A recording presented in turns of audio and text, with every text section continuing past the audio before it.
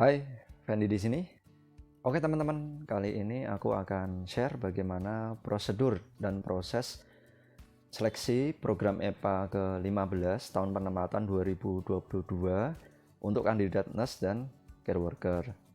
Kebetulan saya adalah lulusan EPA ke-14, tahun seleksinya tahun 2020. Karena tahun 2020 adalah awal pandemi corona, jadi mulai EPA ke-14 itu sistem seleksinya menggunakan sistem online. Dan sampai saat ini pun saya sedang melaksanakan pelatihan bahasa, itu pun juga dilakukan secara online di rumah. Seperti yang kita ketahui bersama, sampai saat ini pandemi corona kan masih ada kemungkinan besar juga tahun ini untuk seleksi program EPA masih menggunakan seleksi online. Oke, tidak usah panjang lebar. Silakan teman-teman simak materi yang akan saya sampaikan.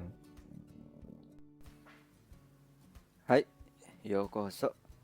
Selamat datang untuk teman-teman calon pendaftar peserta EPA ke-15 penempatan tahun 2021. Nah, di sini saya mengambil judul EPA ke-14 ya.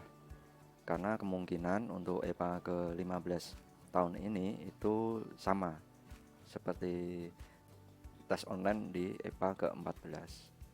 Nah, untuk penyelenggaraan seleksi EPA ke-14 itu sama seperti EPA-EPA sebelumnya, yakni ada yang pertama pendaftaran online, kemudian verifikasi dokumen, tes keperawatan dan tes psikotes, kemudian MCU. MCU ini ada dua ya, pertama dan kedua, kemudian matching. Kita bahas dulu yang pertama, yakni pendaftaran online ya. Teman-teman bisa membuka di situs resmi BP2MI ya. Untuk periode pendaftarannya sendiri yakni 1 Maret 2021 sampai 31 Mei 2021. Mengingat ini sudah bulan Mei dan mendekati batas akhir pendaftaran, silahkan teman-teman buruan mendaftar karena kemungkinan lowongan tahun ini juga banyak. Mungkin flashback sedikit ke EPA 14 dulu itu lowongan banyak namun peserta yang mendaftar itu cuma sedikit. Jadi kemungkinan untuk lolosnya itu semakin besar. Nah, setelah mengunjungi situs resmi BP2MI, nanti silahkan buka di bagian atas pengumuman itu ya. Nah, di sini nanti teman-teman bisa membaca dan melihat apa aja syarat dokumennya apa-apa. Nah, namun saya di sini tidak akan secara detail menjelaskan dokumen yang perlu disiapkan apa aja. Oke. Nah, setelah kita mendaftar online di situs BP2MI, kemudian berkas-berkas itu kita bawa ke BP3MI di masing-masing provinsi di seluruh Indonesia. Karena kebetulan saya tinggal di Jawa Tengah, untuk BP3MI itu ada di Semarang. Kalau di Jawa Timur ya di Surabaya, kalau di Jakarta sendiri ya. Kemudian di Bandung, Jawa Barat itu di Bandung. Jadi kita membawa dokumen-dokumen yang sudah ditentukan itu kita bawa ke BP3MI untuk diverifikasi oleh petugas BP3MI. Kalau misalnya minasan ada salah ketik waktu pendaftaran online, nah disinilah fungsi dari BP3MI. Di sini petugasnya akan mengkoreksi jika ada kesalahan dari teman-teman saat mendaftar online. Itu. Nah, untuk waktunya itu kemarin ada info itu bulan Mei ini kayaknya. Kalau nggak bulan Mei, bulan Juni untuk verifikasi dokumen ke BP3MI. Yang ketiga, tes psikotes dan keperawatan. Nah, setelah ada pengumuman lulus administrasi, tahap selanjutnya yang ketiga adalah tes psikotes dan keperawatan. Untuk tes psikotes sendiri itu biayanya 250.000. Tes keperawatan atau tes UKOM ini biayanya gratis. Nah, kalau dulu sebelum EPA 14 berarti EPA 13 ke bawah ya.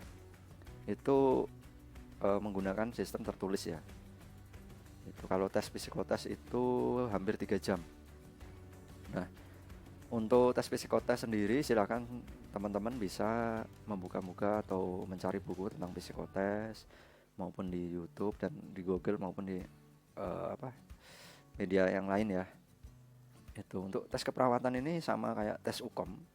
Itu soalnya 180 dengan waktu hampir 8 jam. Biayanya gratis.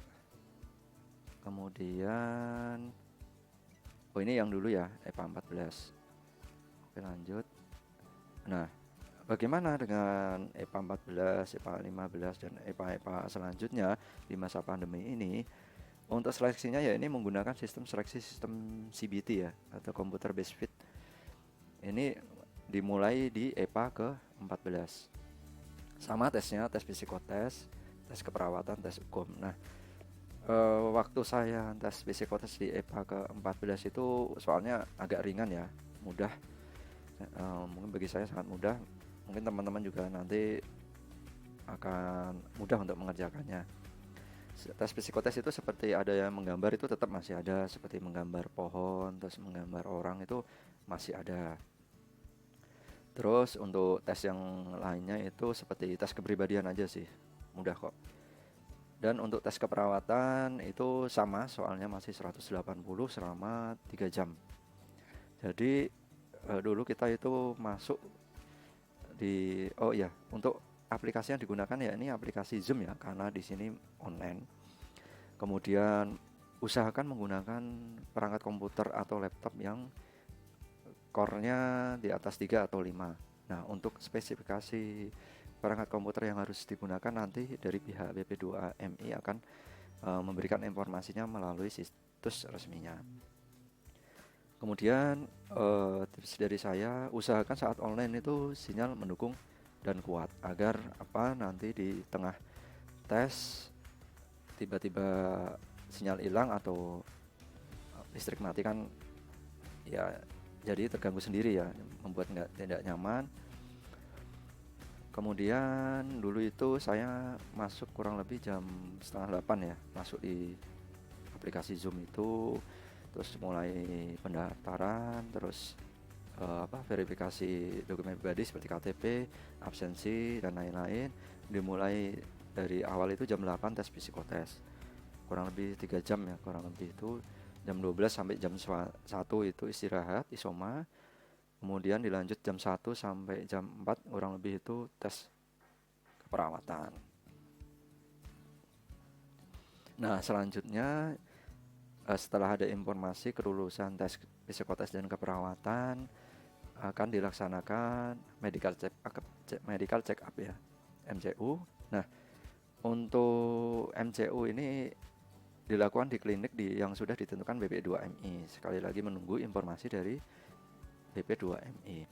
Untuk biayanya ini MCU yang pertama ini 1 juta, terus ada sputum tes juga sekitar 400.000. Ini tentatif ya, saya belum tahu apakah tahun ini biayanya akan naik gitu. Nah, yang terakhir adalah matching ya. Dulu di EPA 1 sampai EPA 13 proses matching itu dilakukan secara tatap muka ya. Jadi kita dipisah gitu, disekat-sekat, dan ada 2 penanya yang melakukan interview. Dulu itu ada orang Jepangnya 2, ada yang 1 orang Jepang, 1 orang Indonesia. Di sini teman-teman nggak usah khawatir, mereka menanyakan menggunakan bahasa Indonesia dan kita pun menjawabnya dengan bahasa Indonesia gitu. Nah, untuk di seleksi ke EPA 14 itu dulu kita disuruh untuk membuat video Jiko Sokai ya, atau perkenalan diri selama kurang dari 1 menit. Nah, apa aja sih yang perlu disampaikan dalam video itu? Mungkin secara pribadi saya dapat sampaikan itu ada 4 poin penting yang teman-teman perlu sampaikan. Yang pertama itu nama itu nama panggilan juga nggak apa-apa. Misalnya nama saya Fendi, terus kemudian hobi olahraga. Selanjutnya yang kedua ini adalah motivasi ikut EPA ya. Motivasi teman-teman itu apa dalam ikut program EPA ini? Kalau dulu saya itu menyampaikan sejak kecil saya itu ada minat terhadap budaya Jepang seperti anime, terus komik-komiknya, musiknya, dan lain-lain. Silahkan menyelesaikan dengan diri teman-teman ya. Kemudian yang ketiga, kelebihan atau keunggulan diri yang dimiliki. Nah, di sini kelebihan itu bukan kelebihan misalnya teman-teman punya sertifikasi MCU, sertifikasi ICU atau perawat HD atau perawat spesialis luka, bukan itu ya. Namun keunggulan diri yang dimiliki teman-teman. Misalnya saya ini orangnya percaya diri loh. Kemudian saya mudah beradaptasi. Kemudian saya mengerjakan tugas sesuai dengan SOP dan dapat menyelesaikannya dengan baik. Nah, seperti itu. Kemudian yang keempat, apa yang akan teman-teman lakukan jika lolos matching? Oke, silahkan dipikirkan. Mungkin saya bisa kasih contoh itu setelah saya lolos matching, saya akan sungguh-sungguh belajar bahasa Jepang, kemudian bekerja di rumah sakit atau panti bapak ibu dengan sungguh-sungguh sesuai dengan SOP yang ada dan lulus ujian Kokashikeng. Itu ya, itu yang dapat saya simpulkan. Nama, motivasi, kelebihan atau keunggulan diri, terus apa yang dilakukan jika lolos matching. Balik lagi ke diri minasan, pokoknya yang penting-penting aja tentang diri minasan. Oke, nah bedanya matching online sama matching tatap muka itu apa sih? Sebenarnya sama ya, cuma di sini karena online ya kita menggunakan apa, sistem online ya. Nah, awalnya dari pihak Jikwel nanti akan memberikan data tentang panti dan rumah sakit. Kemudian di situ teman-teman disuruh untuk memilih dari beberapa panti dan rumah sakit tersebut. Nah, setelah teman-teman milih, nanti dari pihak rumah sakit itu kan menilai teman-teman, ah nih orang cocok nggak sih di rumah sakit atau di panti saya itu. Kemudian setelah pihak panti menentukan, nah disitulah matching hasilnya akan keluar itu. Namun matching itu belum akhir dari perjalanan teman-teman ya, masih panjang lagi, masih ada pelatihan 6 bulan terus di Indonesia ya, kemudian 6 bulan di Jepang. Nah, seperti itu. Kemudian ini cerita sedikit di EPA 14 dulu itu jumlah lowongan pekerja dari pihak Jepang. EPA ke-14 itu calon kangoshi atau perawat itu 8 fasilitas atau 8 rumah sakit. Dan kebetulan yang mendaftar itu ada 9 orang, namun 1 orang itu mengundurkan diri, entah apa alasannya saya tidak tahu. Kemudian untuk calon Kaigo Fukushiki itu dari tahun ke tahun memang banyak sekali ya, hampir 200 lebih fasilitas panti maupun fasilitas panti. Dulu EPA 14 itu yang mendaftar hampir 300-an gitu. Nah, sekali lagi saya sarankan mungkin teman-teman yang belum mendaftar segera mendaftar ya, karena menurut saya itu lowongan di tahun ini juga banyak. Nah, kebetulan saya dapat di Cibakeng ya, di daerah Ciba, di rumah sakit itu karena saya ambil kangoshi itu. Nah, seperti inilah hadiah yang teman-teman yang akan dapatkan melalui program EPA. Jadi di sini kita nggak melulu kerja terus ya di panti maupun di rumah sakit, pasti juga kita dapat hari liburnya. Jadi kita bisa menikmati hanami, sakura, kemudian jalan-jalan ke berbagai tempat, menikmati budayanya, terus melihat Gunung Fuji, terus melihat keindahan kota Kyoto dan kota-kota lainnya. Nah, jadi saya harap teman-teman yang mengikuti program EPA ini itu benar-benar orang yang sungguh-sungguh, bukan yang coba-coba ya. Nah, apa yang harus dilakukan agar teman-teman lolos ya di setiap stepnya? Ya, ini ada tekad yang kuat. Jadi bukan hanya untuk coba-coba aja ya. Jadi benar-benar teman-teman ini mempunyai kesungguhan, tekad kuat untuk mengikuti program MPA, karena program ini enggak lulus terus bekerja ya, panjang sekali prosesnya. Kemudian belajar, selama proses menunggu step by step, minasan harus tetap belajar. Kemudian sungguh-sungguh ya, dan selama proses seleksi program EPA maupun saat proses pelatihan bahasa Jepang, itu prosesnya karena lama. Saya yakin di tengah perjalanan nanti teman-teman akan merasakan kejenuhan ya, bosan, capek. Tapi sekali lagi ingat tujuanmu, ingat tujuan teman-teman. Di sini teman-teman ikut program ini karena mungkin ingin membawa keluarga ke Jepang, mungkin membahagiakan kedua orang tua, mungkin ingin mempunyai rumah sendiri, mobil sendiri. Nah, itu tadi sedikit materi yang saya sampaikan. Semoga bermanfaat untuk teman-teman, terutama teman-teman yang akan mendaftar program EVA tahun ini maupun tahun-tahun berikutnya.